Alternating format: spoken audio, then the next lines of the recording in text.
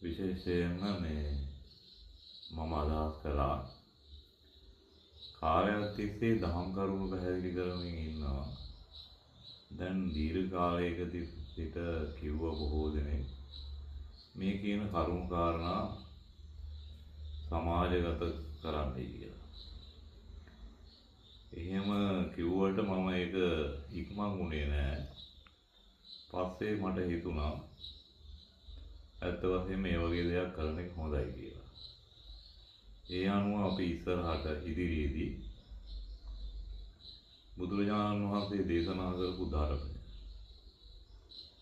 අපට තේරෙන හැටියට තමන්ගේ අදහස් ඉදිරිපත් කරන්නේ නැතුව විශේෂයෙන්ම බුද්ධ දේශනා සූත්‍ර ධර්ම ඇසුරු කරගෙන ඒ තියෙන අයුරින්ම ඔබ හැමදෙනාටම ඒව දැනගන්න පැහැදිලි කරන්න ඕනේ කියලා කල්පනා කරා. ඒ අනුව අපි ඉදිරියේදී විටින් විට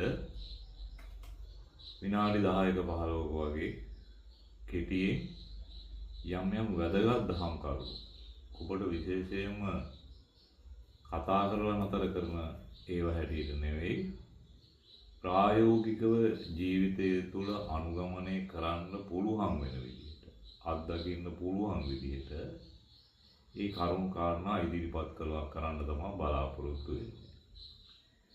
දැන් ඔය අපේ මජ්ක්‍ධිම නිකායේ මහා චත්තාරීසක සූත්‍රය කියලා සූත්‍රයක් තියෙනවා. ඒක දන්න අය ගොඩක් දන්නවා.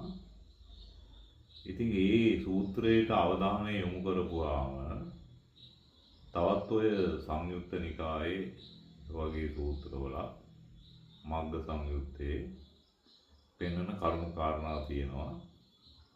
ආරෂ්ඨාංගික මාර්ගයට එහෙම නැත්නම් මැදුම් පිළිවෙලට අදාළ වෙන විදිහ.